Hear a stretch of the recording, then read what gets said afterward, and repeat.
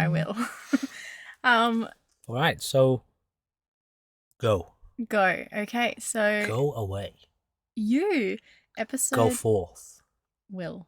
Will. Will. Will. Will, go forth. Yeah, won't Okay. go away. Go forth, Will. Okay, episode 12. Welcome to episode 12. Yeah, well, I've I've Great start. had a bit of Love a it. Totally natural. totally It just rolls off the tongue. it doesn't. Will. I've had a bit of a insight in the last kind of couple of weeks regarding my mindset and how deeply victimized it is, and how much of a victim I've been playing in life, and how that's led me to a lot of anger and rebellion, and just looking at the world like, why me? Why is this stuff happening to me? Um, rather than seeing that along the way, I made a lot of choices and I made a lot of mistakes.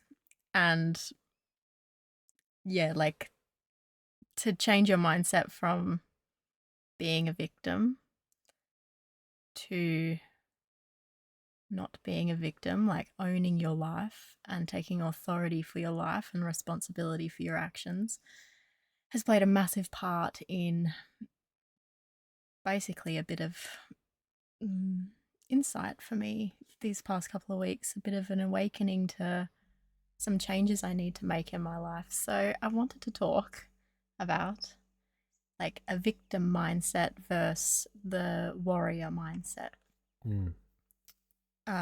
Because what is the warrior mindset? Well, the first thing you have to know about it is we need to turn the fridge off. Hang on, I was all over it. Jolly good. What's the question? Oh, a warrior mindset. So we cultivate the way of the warrior in the practice. What is that versus a victim mindset?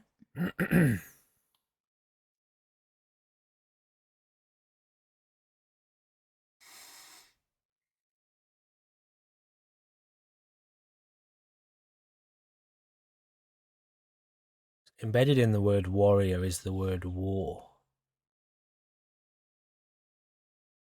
One of war.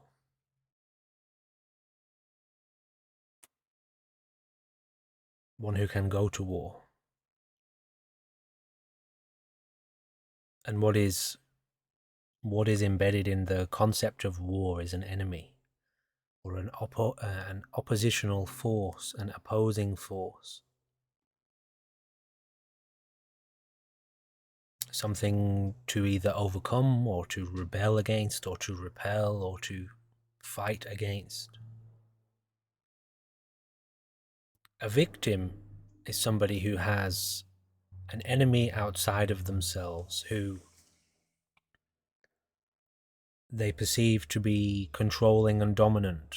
So if there is somebody governing my life and I can't control that person, and they are impacting my life negatively, I'm a victim. I could be a victim potentially. So if I have an enemy who is another being, or a group of beings, or just whatever, some sort of enemy outside of myself, I can be a victim. But what if the war is internal? What if I'm at war with the inclinations of my consciousness, which lead me towards hatred, which lead me towards delusion, which lead me towards suffering, which lead me towards depression and misery? What if I'm at war with those things within myself? That is a warrior in the sense of how we use the term. Now, it does also apply to certain elements of the world. It's not that we're at war with other people or the government or some kind of imposed authority in our life, but we are at war with the part of us that wants to see those things as an enemy, the part of us that wants us to hate those authorities. We're at war with that within us. There is a part of our own consciousness which wants to see other people as an enemy. It wants to make an enemy of others. It wants to hate other people. It wants to judge people critically. It wants to judge ourselves negatively. It wants to give up on life. It wants to retreat from putting in effort. It wants to run from the things that it's afraid of, and we are at war with that part of ourselves. We call it ego. Now you have to be a little bit careful, because the war is part of the ego. The kind of experience that we have is in love, loving the part of us, helping the part of us that wants to run, that wants to retreat, helping the part of us that's afraid of conflict. We don't run from that part of us, and we don't allow that part of us to run. Like a loving father or a loving mother, we stand by its side. And so, we stand by its side and encourage that part of us to face the fear, to get up each day, to do the discipline, to work, to keep living, to keep pushing, to keep going. Never to give up. And that kind of warrior is like a warrior in love. A warrior that is not afraid of putting in the effort, of doing what needs to be done, of conquering the challenge, of overcoming the difficulty. The kind of warrior that can love their enemy, even though they don't really have any enemies. My teacher once said to me something along the lines of, like, it's easy to love people who are nice to you, who are friendly to you, who are kind to you, but can you love the people that you are inclined to hate? The people you judge so harshly, so negatively, can you genuinely conjure sincere compassion and understanding for those people? And that's the kind of battle, if you imagine a warrior must walk into battle and be prepared to stand up for and defend the things they love. Can you look into a person who is maybe very negative and a little bit toxic, a people who are destructive, a species, a humanity that is quite insane? Can you see into them enough to see the heart, to see the spirit behind all of the suffering?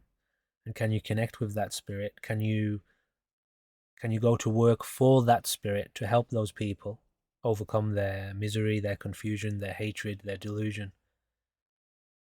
That's a warrior, somebody who can do that, even when you don't want to, even when sometimes it hurts you, even when it requires that you repeatedly put in effort, day after day after day, and they don't see it, and they don't get it, and they don't know it, but you don't give up, because you're a warrior, and you have no choice. You choose to have no choice.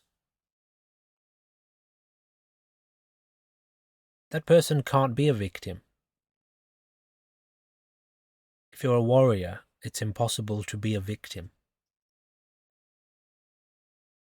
And one of the difficulties that people have with this is the element of choice. If you can genuinely see in your life that you've made these choices, at various stages in your life, you have chosen to think a certain way, to see people a certain way, to put yourself in certain environments, which led to certain outcomes which you then believed yourself to be a victim of at the time, but now you can see your own responsibility in it. One of the reasons that's difficult for people, or can be difficult for people, is you can potentially, in your thinking, go back to a point in your childhood where you say, well, I didn't choose the life that I had as a baby. I didn't choose how I was raised. Okay, so if your perception of your life only goes back to the point of birth, then you can say that that's true. But if your perception of your life goes beyond birth, because you have a deeper insight into the nature of karma, you'll know that you are fully in charge of that too. You put yourself right here, smack bang in the middle of this experience which you have been rebelling against, blaming somebody else for. From the enlightened point of view, there is absolutely nobody else to blame. And if you have the capacity to control your own responses to life, meaning if people are assholes to you, you have the ability to choose whether or not to respond to them, then there is nobody to blame for you getting angry, for you getting upset, for you being offended by another person's existence or words or views or whatever. You can't blame somebody else for the fact that you're getting upset. Why are you listening to them? Why are you interpreting their words in that way? Why are you allowing their views into your consciousness to become such a toxic and negative internal experience for you? Why are you allowing that to happen? But people don't realize that they're actually potentially they are responsible for that. They are responsible for their own responses to life. In the same way, if you have been a victim of a very difficult childhood, there are multiple ways to look at that, to look at the challenge of such a difficult, and I'm referring to potentially what could have been a very horrific childhood. If you understand that the kind of strength that you will gain from pushing a heavy, heavy burden up a hill will make you into something, a kind of being that your strength, your insight, your capability far surpasses most other people. Would you welcome such a burden? Are you the kind of person that could welcome such a challenge to overcome such a difficult experience? Or do you see it as a punishment of some kind? There are multiple ways to look at the challenge of pushing a heavy burden up a hill, carrying a heavy burden up a hill. One way to look at it is as a heavy weight that if you can gently learn to build up the fortitude, the willpower, the courage, the strength, the determination to eventually reach the peak of that mountain while carrying that burden, well, you will have a capacity and a capability that far surpasses most other human beings. Would you rebel against such an opportunity to carry such a burden, or would you embrace that? A warrior would embrace it. A victim would moan about it, complain about it, cry about it, act like it was unfair. What the opportunity for you to become a more evolved and advanced specimen of the human species is an unfair opportunity. What, unfair to everybody else, because they don't get to have the same chance that you do. I once learned about a woman who suffered horrendously. I wish I could remember her name. In fact, I only heard about this once, and it was a kind of a fleeting knowledge. I didn't study this woman. I didn't even retain her name. It was just a passing occurrence once, but it was so profound to me, what it revealed to me. This woman had been subject to human trafficking, sexual slavery, and had been subject to it for many, many years. The worst kind of possible experience you could imagine as a woman, being kidnapped and taken from family and trafficked to sadistic, disgusting people and subject to all kinds of horrific abuse. Basically, the worst kind of things you can imagine. Entertaining demonic desire in other men or people. This experience, though, allowed her, actually forged her consciousness in a way whereby, because of what she went through, she came out of it eventually. Somehow she managed to escape. She turned her entire life to helping other young girls in similar situations to help get them out of this situation. So because of the horrific suffering that she was subject to, she became a warrior, a force for pulling other human beings out of hell. So she embraced it as an opportunity to become something that no one else can become. Would you put yourself in that situation to gain insight, to cultivate the kind of strength and the kind of spirit that it would take to be able to do that for other girls, thousands of other women that you could pull out of hell? You must have walked through that hell yourself. So from a spiritual point of view, could you subject yourself to that? Or do you see yourself as a victim, as if, does that maybe hint at what you're wanting to discuss? It does. It's all about how you look at it, Yeah. how you look at what's going on. And if you can cultivate the deepest kind of insight, as in enlightened insight into the nature of karma, the nature of life, you will see there really is nobody else at work here. There is no other spirit. There is no second spirit of life to blame for how things are. That just does not exist. At the deepest possible level, we are absolutely, solely responsible for our life and what happens as a species, as a collective, as an individual.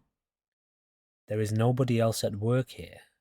Now, if you can embrace that truly, and the only way to truly embrace that is to go very deep and see it for yourself, you'll realize also that that realization is combined with the nature of eternity, the nature of unending life, never-ending manifestation of form.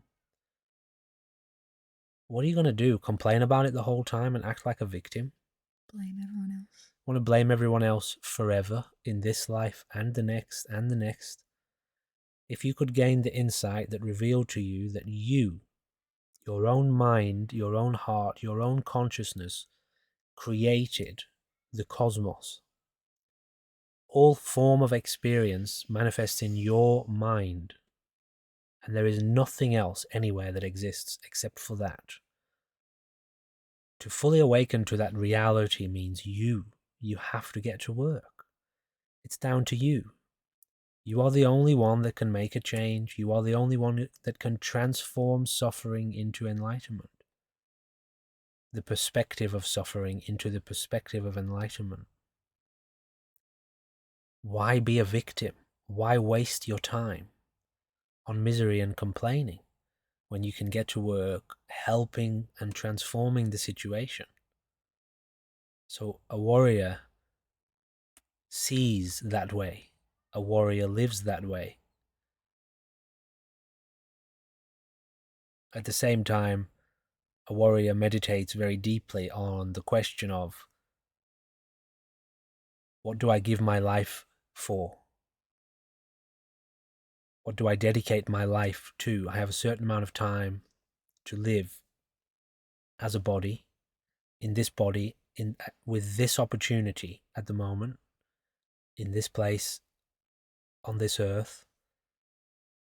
What do I give my life? I have a certain amount of time, a certain amount of energy that I can apply. What do I give this energy to? What do I dedicate it to? What forces of life, what areas of life do I live for? Knowing that I will die one day, I will put this body down, knowing that all of that effort and energy that I have put in has gone to that force and will dictate my ongoing experience, because that's the nature of karma. So these questions a warrior would raise and meditate on and reflect on, and then make a heartfelt decision to live daily, weekly, monthly, yearly, eternally, if you want to go all the way with it, in that way.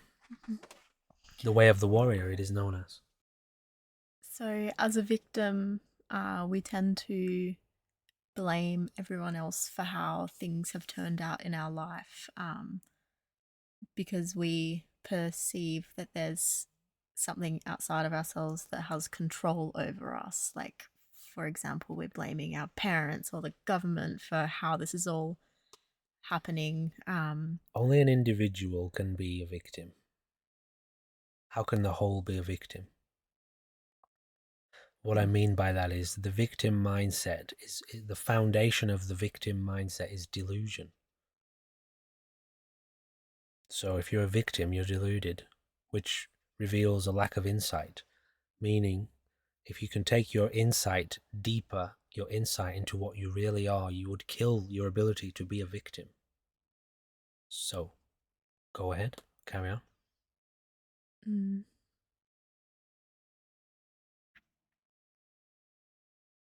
Yeah, once you realize that no one else has control over you, um, it's partly devastating because you realize you've gone a certain amount of time in your life blaming everything else and thinking that there's all this control over you when really it was just yourself. But it's also very liberating to realize that, oh, actually, I can own this and I can take responsibility for this and I can make my life what I want to make it. Um, so, yeah. You have to be working with the right ingredients.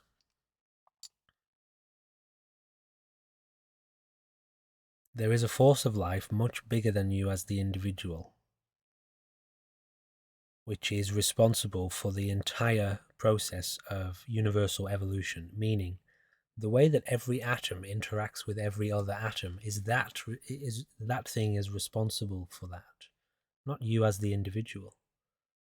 Your whole life has been dictated by that force. But the illusion of the individual and the way that it interprets its life via the brain creates a picture that it thinks that it is the one in control. And so it feels a sense of personal responsibility for how things go. It thinks that it can make a difference.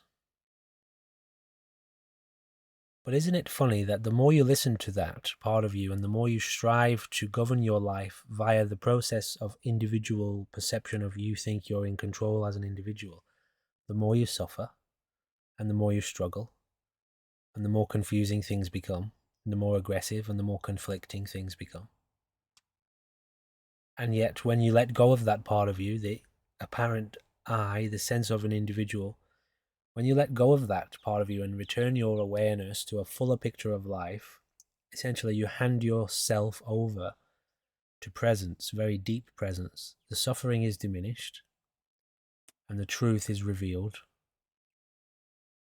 Is that funny? As to why that happens? As your consciousness, your daily immediate experience of life, it becomes unlimited by the apparent individual, the self, the I.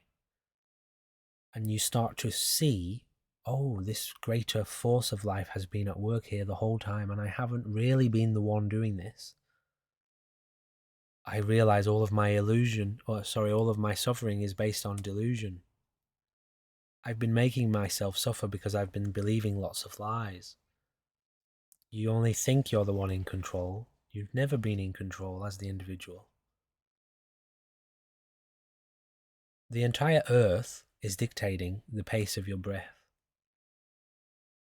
What you are breathing is being determined by the earth itself, which, believe me, has been evolving for a lot longer than 30 years. You think you get to control that? You know, the temperature of your body right now, how warm you feel is being determined by the clouds and the wind and the sun and the rain.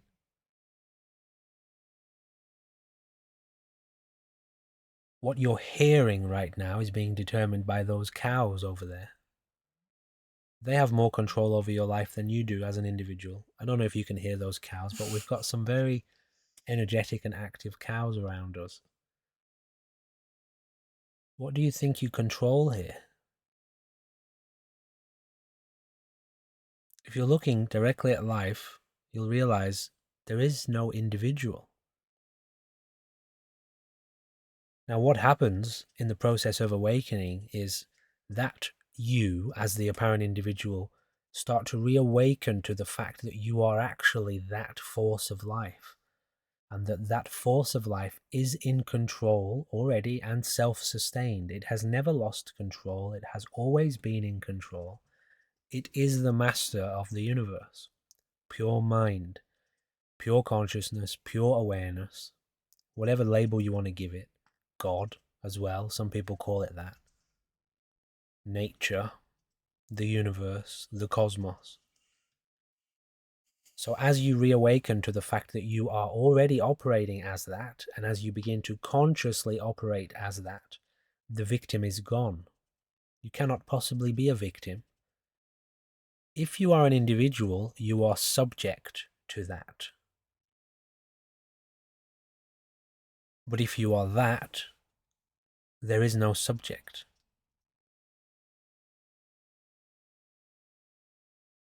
And that's the dilemma, or the dichotomy, the dualistic operation of consciousness, apparently dualistic.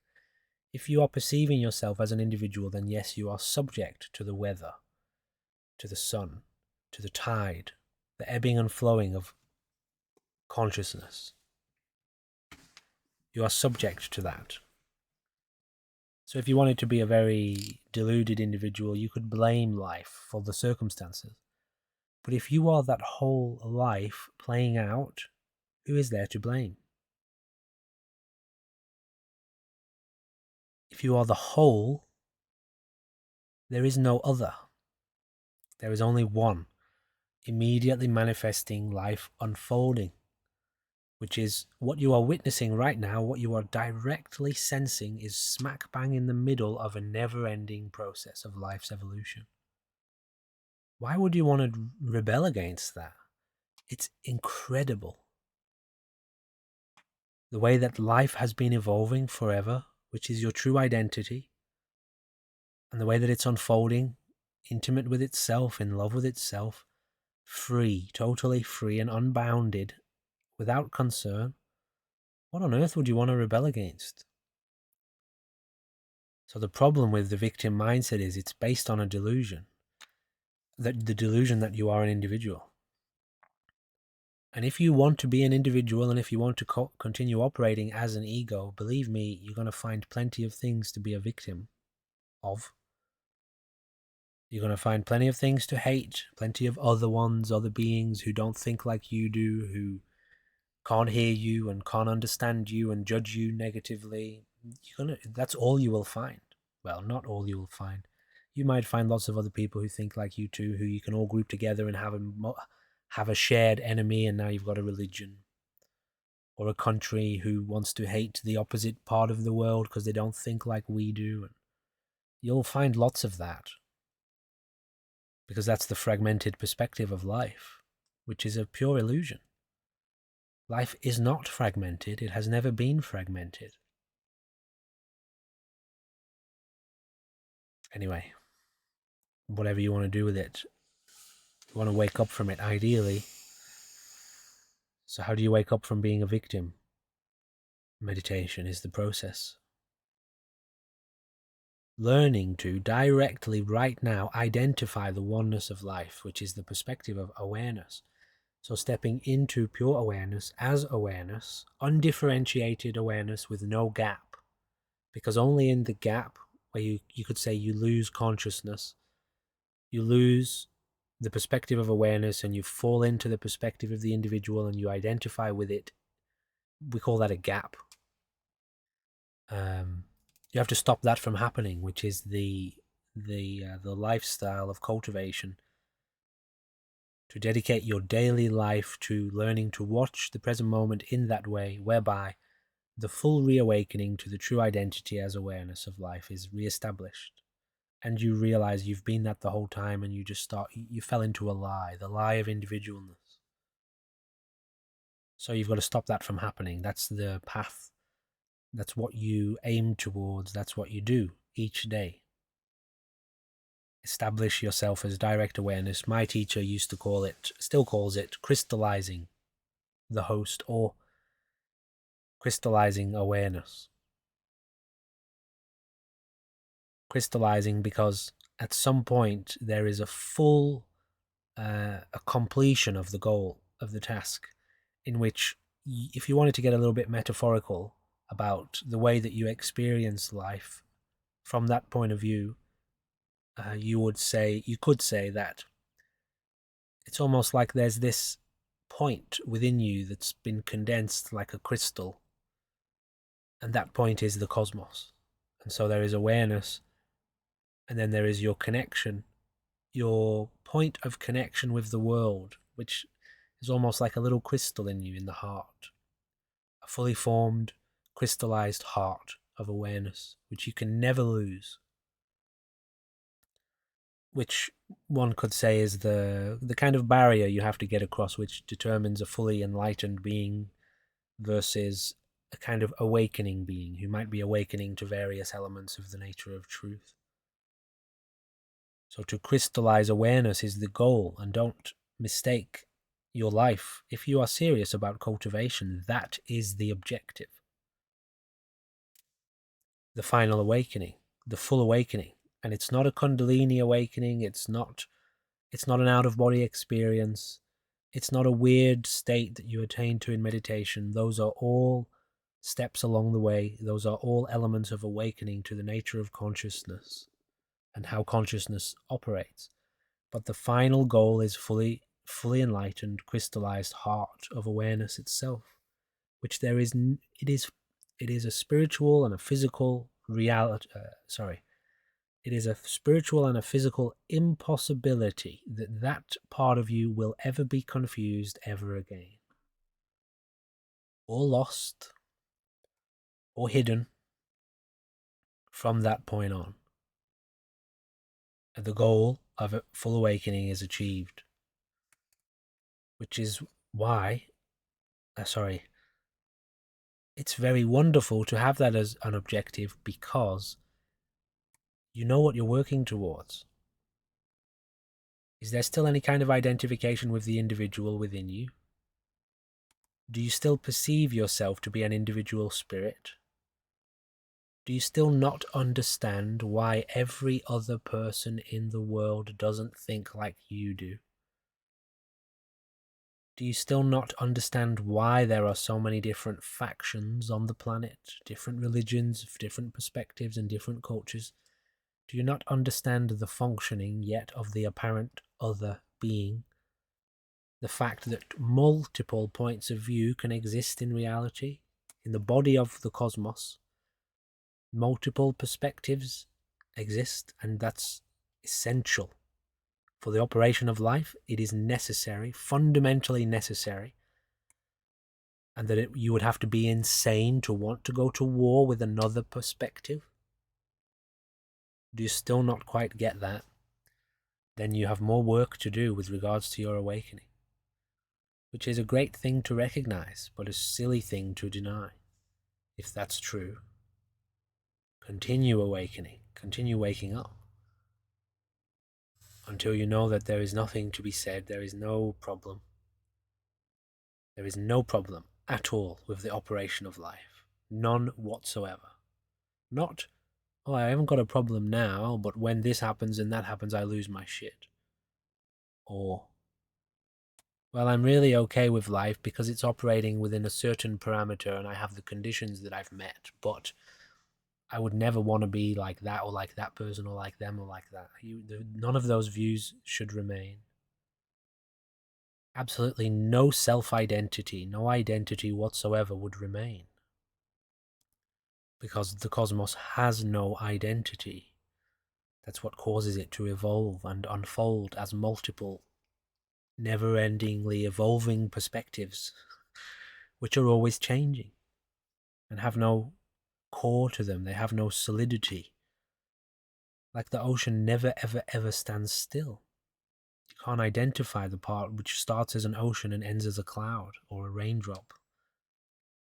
You can't fragment it up. Anyway, beginning to ramble a little bit, but this is all connected to the victim, the apparent self-identity, which wants to blame life for the fact that it's raining today. Whatever. You mentioned the other day to me about having like the mindset of life, like life, how far can this go? Like, how far can life go? Having that kind of a mindset rather than like a victim mindset. You said that life doesn't have any answers, it only has questions. So it The question continuously. of life is the answer for life, yeah. From the point of view of that's why it's called the mystery. What is a mystery? An unknowable thing or an unknown thing. An unanswerable question.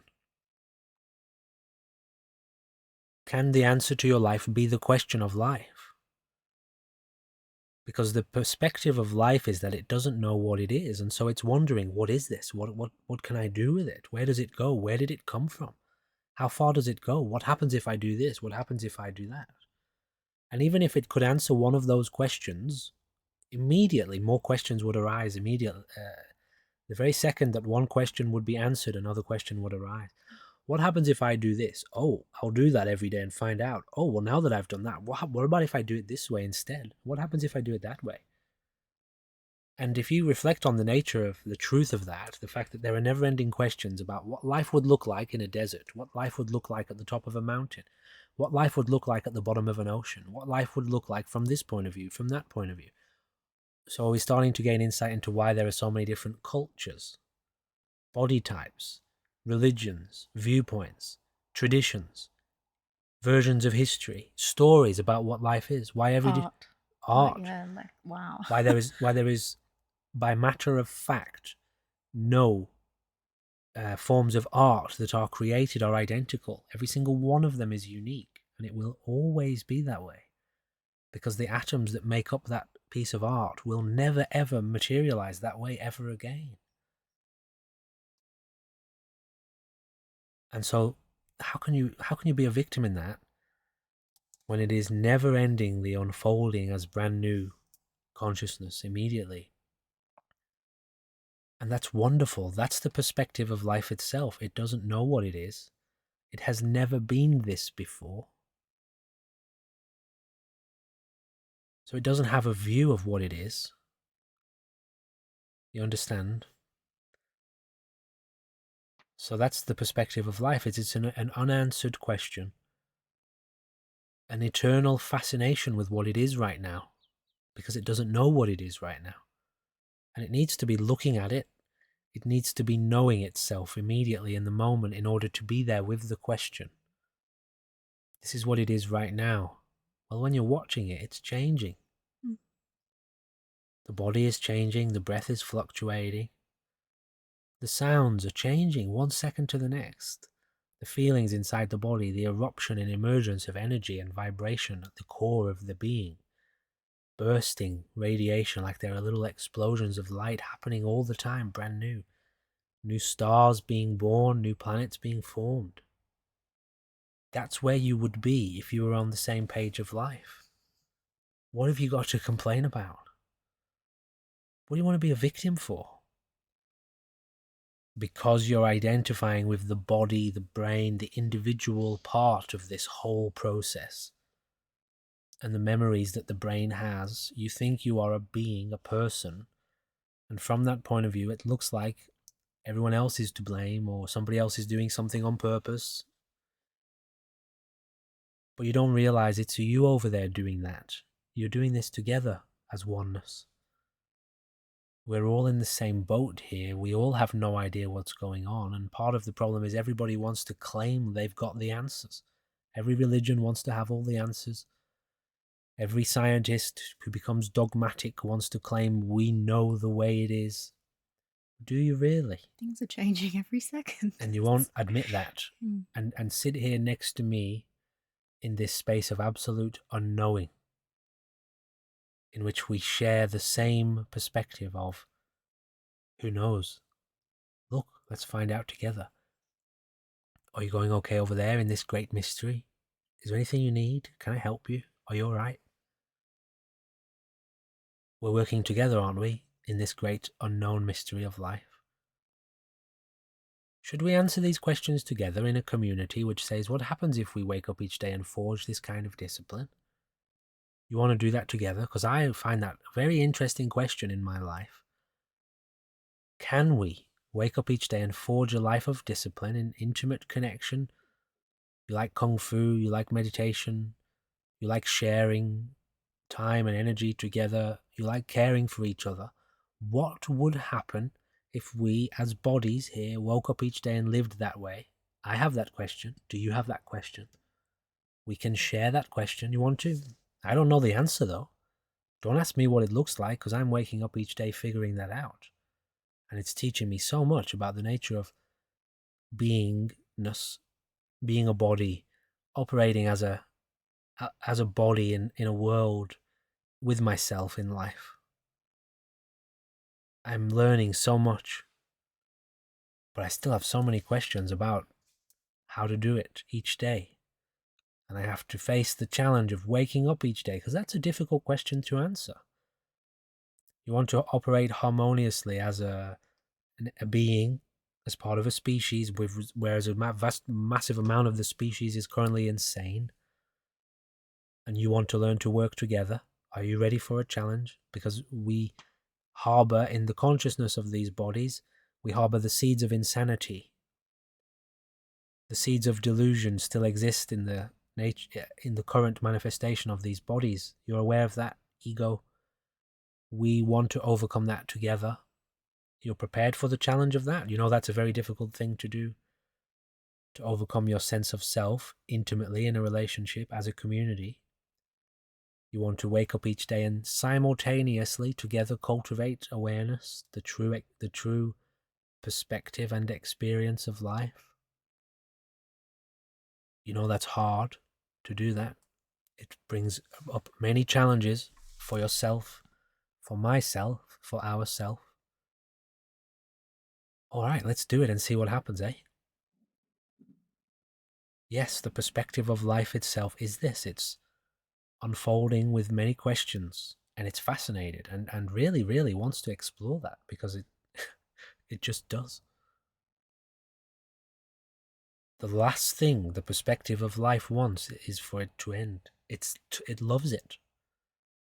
And in fact, it knows that it doesn't end, so it wouldn't entertain the delusion of thinking one day that it would get out. Yeah, when you said that about life, it only has questions, it doesn't have any answers. It made me realize how much my brain or my ego actually has answers. And I started seeing answers as like the end, like a limitation or a boundary, because that's the answer. I don't have to think about that anymore. Sure. But really, there's so much more to life. So when you're just looking at it from an egoic perspective, with all these answers because you've been told all of this stuff, knowledge, you're just incredibly limited. Yeah. Right. Smack bang on that word there. Yeah, limited. Yeah, limitation. The brain is limited. The perspective of the brain is limited. The knowledge of your past is limited. Your knowledge up to now, your conclusions are limited. Whereas the question of life is unlimited. The nature of life itself is unlimited. You said to me, direct experience doesn't know what it is capable of. Right. And the fact of that means unlimited potential. Just look at it this way. If you spent an entire life as a human being, with all of the capacities of a human being, this human being that you have now, which has a limited capacity, it can only lift so much weight. It only has so much mental energy to exert, to apply in a day. So it has a limited amount of resources. You have to work with those. So you have to use those limited resources to explore the question of life to the best of your ability, which means you will only be able to reach a certain level of attainment as a human being in this life. Okay, so when it comes time to put the body down, you will have answered so many questions, but you will have only been able to answer those questions to the capability of this body. So you haven't answered the question fully. A demonstration of that is, if we get out now, I can do more push-ups than you can. So I can answer different questions to you.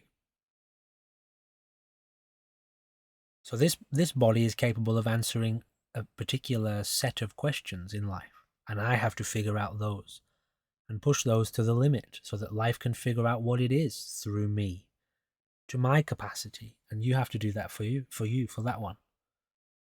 And he has to do it for that one, and they have to do it for those ones that they have.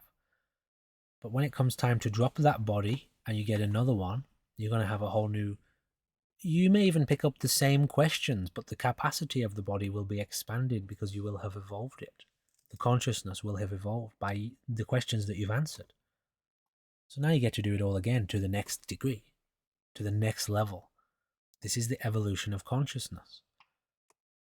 Whereas if you have a life as a body and you waste it and you spend the time in misery, well, maybe you're asking yourself the question, how deep does misery go? Good luck answering that question. How deep do you want to go before you get enough of that question?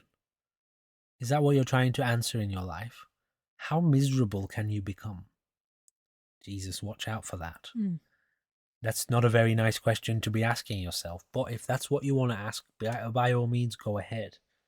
I didn't even realize that I was asking myself that question for a very, very long time. But the misery was becoming so intense that I decided and realized I needed to get out, which totally redirected my life. The new question that I picked up, how do I get out of this misery? How do I stop doing this to myself? How do I stop being a victim? How do I reclaim the authority of reality? And then work with that to truly build a life of unlimited potential, unending, limitless potential. But are you ready for that? You want that, do you? You want to cultivate the heart of a warrior, and you know what that means? You're prepared for the challenge of waking up and shoving your face into the shit. And you're going to enjoy the way it smells. You're not going to bitch and moan about it. You're not going to complain about it. You're not going to be a victim of the lifestyle of a warrior. You're going to embrace it. You're going to take that shit and you're going to smear it all over your face like armor.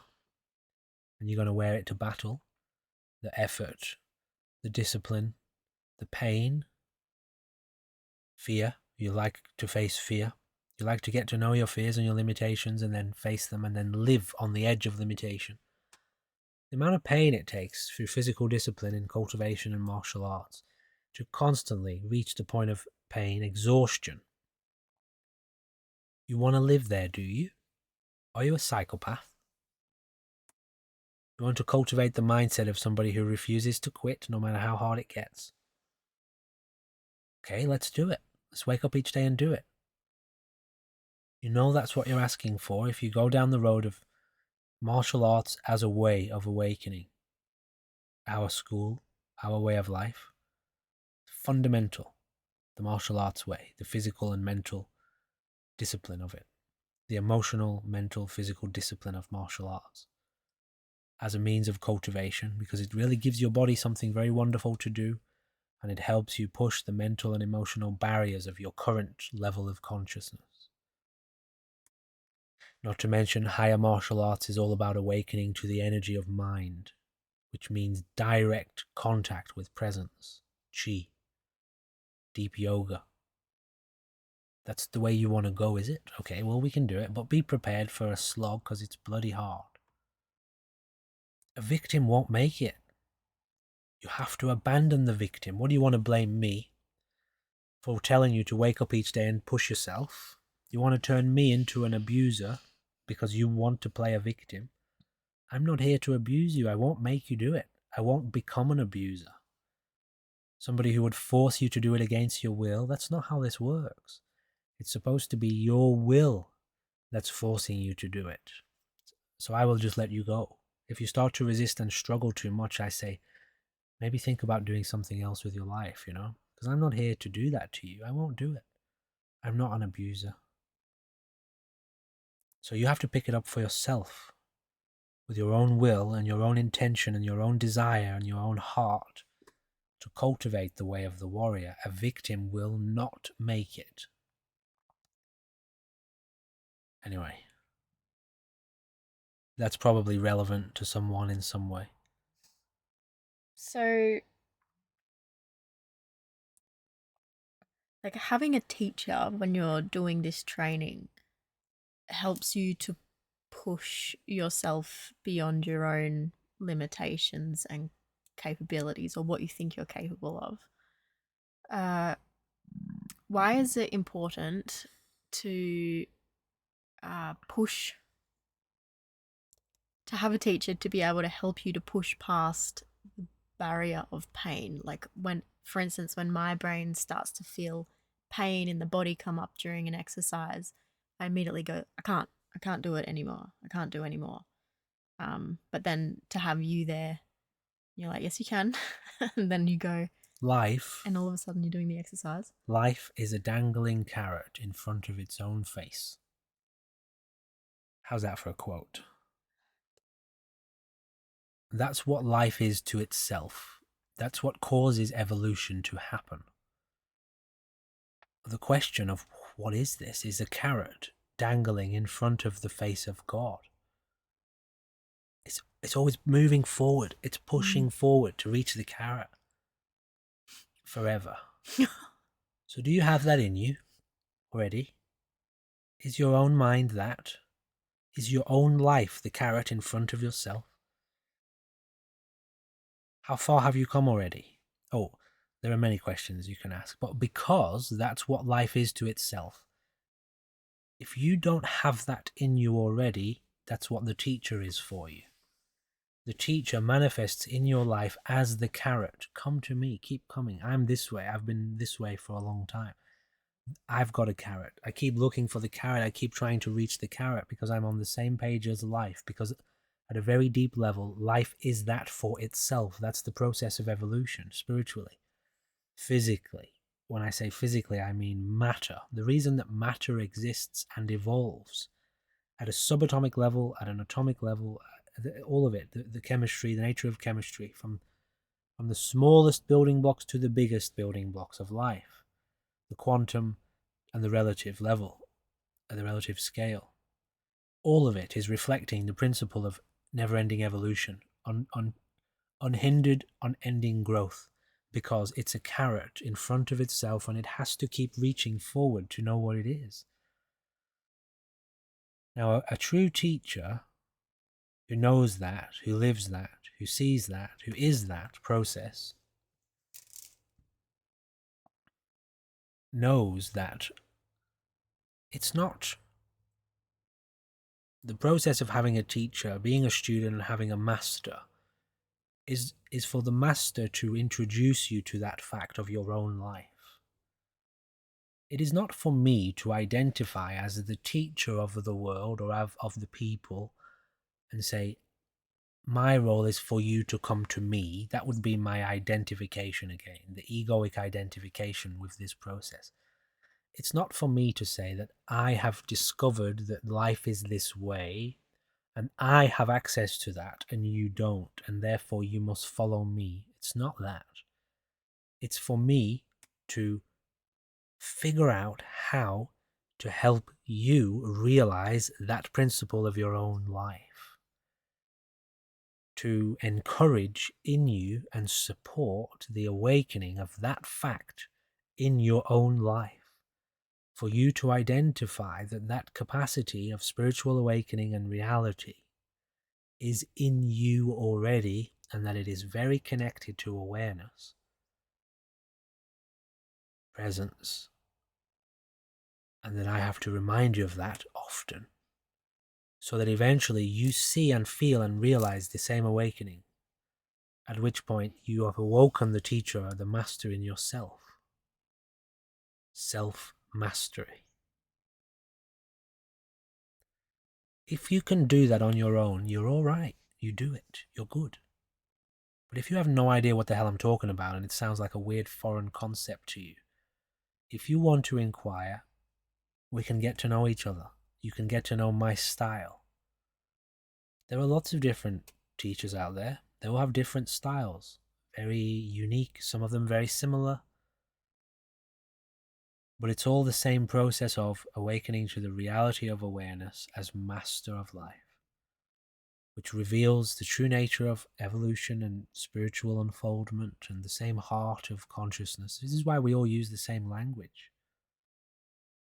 But you will probably gravitate towards a particular teacher for a certain reason, and the reason could be numerous. It could be a number of reasons.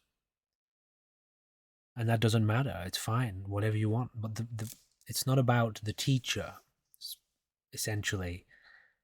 It's about your ability to access reality and your introduction to reality through that teacher, that guide. How good are they at guiding you? And the only way for you to know that is for you to try the teacher. You could say test it, just like a doctor. If you've got an ailment and your ailment is confusion and suffering, you try the doctor.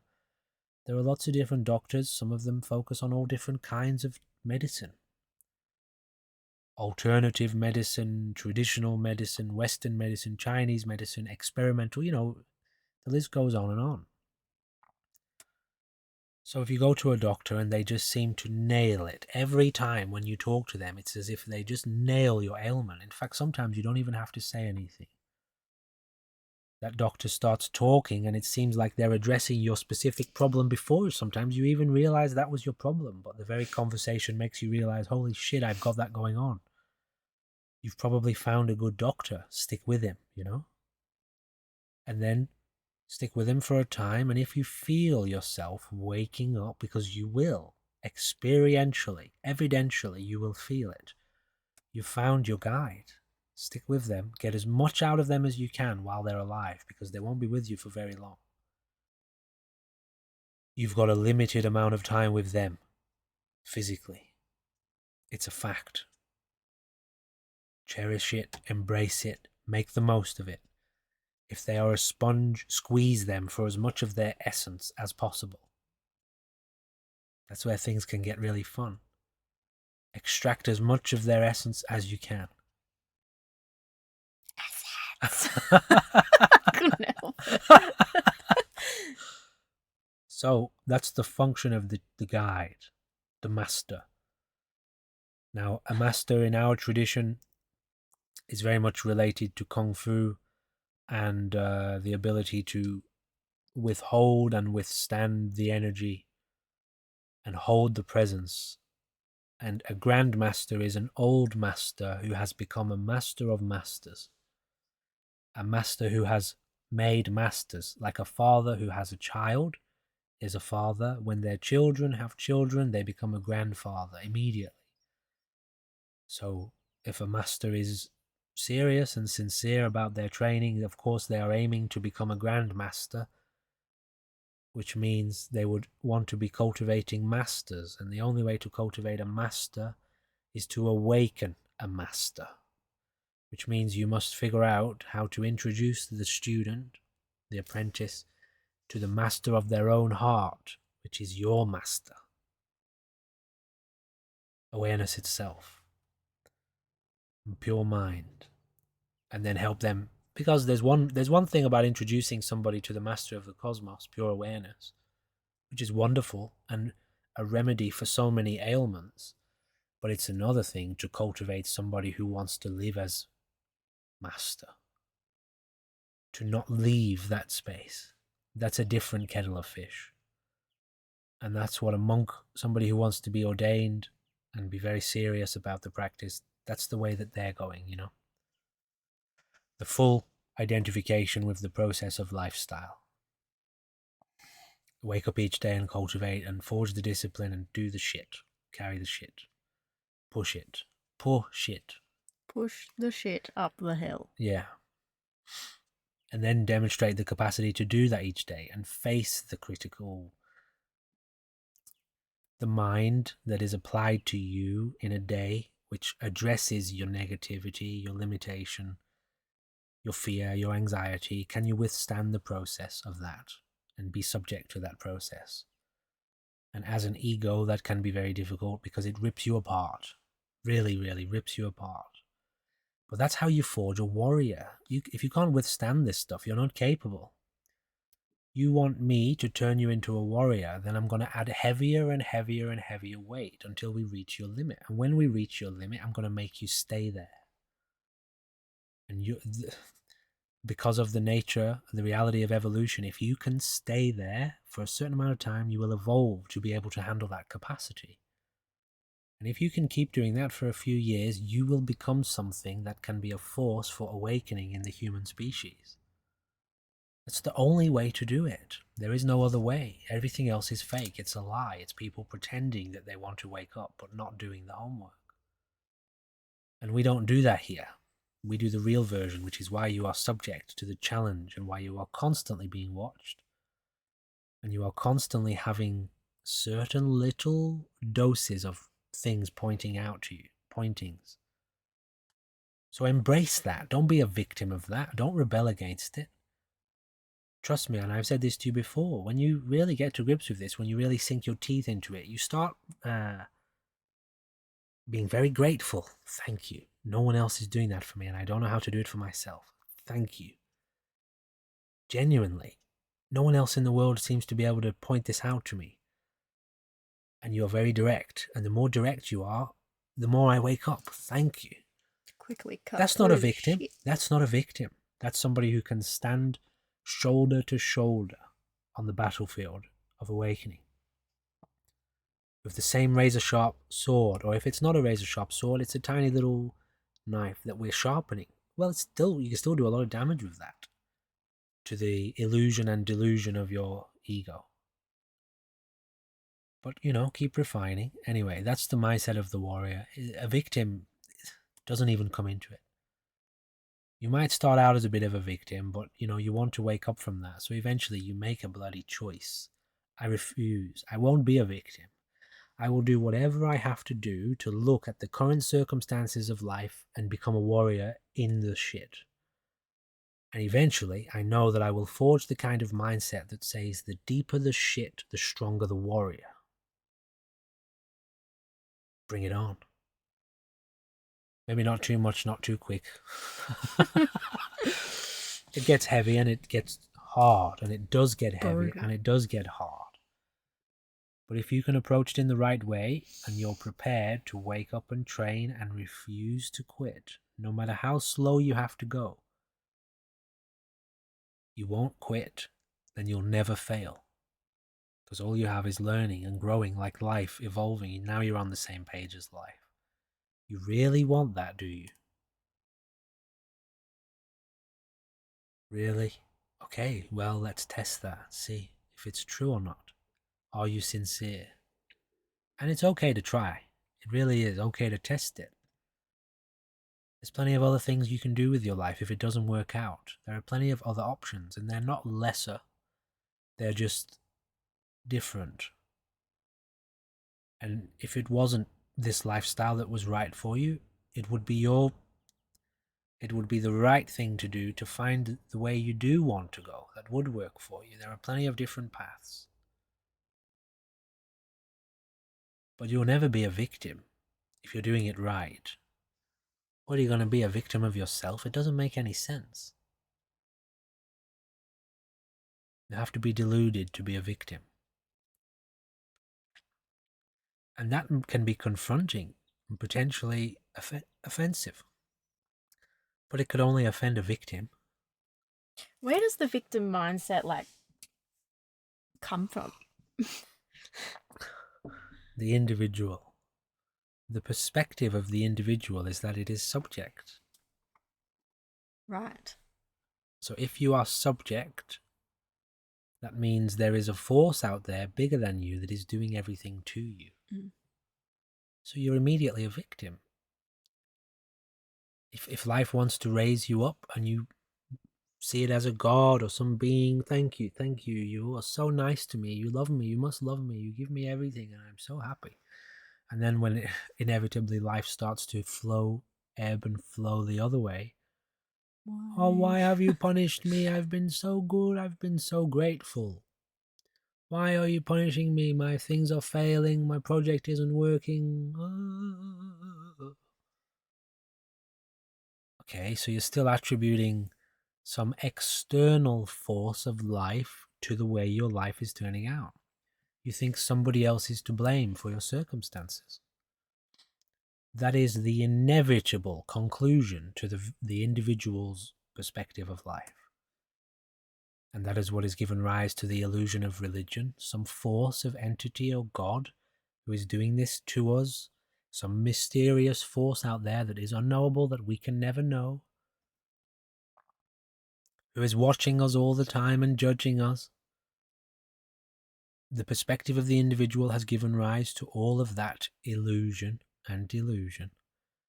But when you transcend the perspective of the individual and realize, yes, those things are real, but they are not separate from you. You are that. That is the force that has been at work in your life. the whole time, and you are that. Now there is no one else to blame, and there is no God outside of you. There is no force of life outside of you. It is all within you, and it is all at work everywhere. Hence the term omnipresent, everywhere present. So, to answer your question, what was it? The victim, where does it come from? Yeah, like how It is comes, it is the individual. it's just so deeply rooted, this Yeah. victim. It's deeply rooted in the cosmos, the perspective of the individual. Mm-hmm. Yeah. But it is overcome by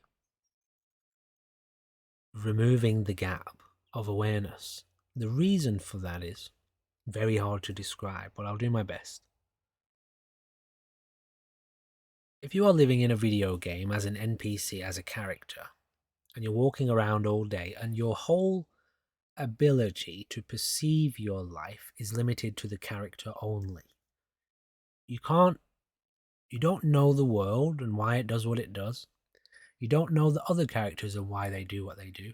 You don't know the structure of the server or the PC that you're in as a character in a video game. If you're on PC, whatever. I'll use that as an example. Or a console, whatever.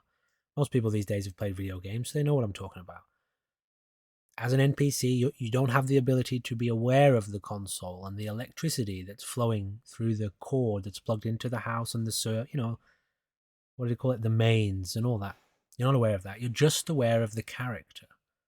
All of these things are of great mystery to you, and all you've heard about is the legend of the PC and the legend of the player. Who's the person playing the character, after all? Well, if you're an NPC, the code is playing you. Anyway. Okay. All of these things are a great mystery to you, and you don't understand them, and you're not in touch with them. You don't even know what they are, really. They're a part of a story as far as you understand. Okay, well, you could be a victim. If the NPC's life is crap and you've been programmed to be a beggar, you could hate the rest of the world and feel so unjustified. It's so unjust, your life. It's everyone else's fault. The way the government works and the way society works, it's making you a beggar and it's not your fault. But imagine if you were a beggar who could feel the code.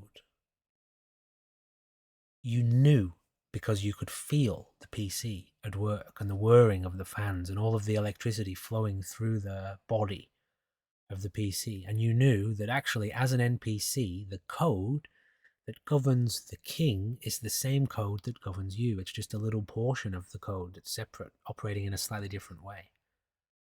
You're not the beggar. You are the whole picture of the video game. You're the player as well. And it's one big illusion that you're an individual. Maybe you wouldn't despise being the beggar so much because you would know the beggar has an essential part to play. The beggar is a quest giver in the character's life, and without the beggar, without the quest givers, the character just has a crappy survival game with nothing much going on in it. So the beggar and the quest givers and the storytellers make the game more interesting and add puzzles and mystery and, lore to the game world. All right, so you're more in touch from that perspective. I forget what the question was, but that person, that beggar, who was more in touch with the whole structure of life, it doesn't stop him from being a beggar. He still plays the character of that, but he's not really that. He knows intimately that his true identity is whole, the whole picture of life. So, oh yeah, I remembered now. If you can't sustain the kind of awareness that maintains contact with everything, you will lose consciousness of that, and instead your consciousness will revert to being limited only to the NPC character, the body and the brain. And the perspective of that is limited because it can only take into account the body and it's subject to life. Thankfully, though, it's written into the code of life that even if you have played as an individual for 7 lifetimes, you are in the Elder Scrolls 1 and 2 and 3 and 4 and 5, and you've been in all of these games as a character throughout the years. It's fundamentally written into the code of your life that at any time, if you were to cultivate your awareness, because every character is imbued with the same essence, awareness itself, it's in everything. Also called Buddha mind or something, there's all kinds of different names to it. The Tao, it's everywhere, it's in everyone. The spark of divinity, the divine spark of creation, it's in everyone. If you could tune into that and begin to govern your attention and focus and reconnect with that awareness, inevitably you would awaken to the whole picture of life, what awareness is aware of, and you would remember, you could say, reconnect with the entirety of life. But to get to that point, you have to function in a way where there is no gap. There is no return to the individual consciousness. You keep abandoning the individual self.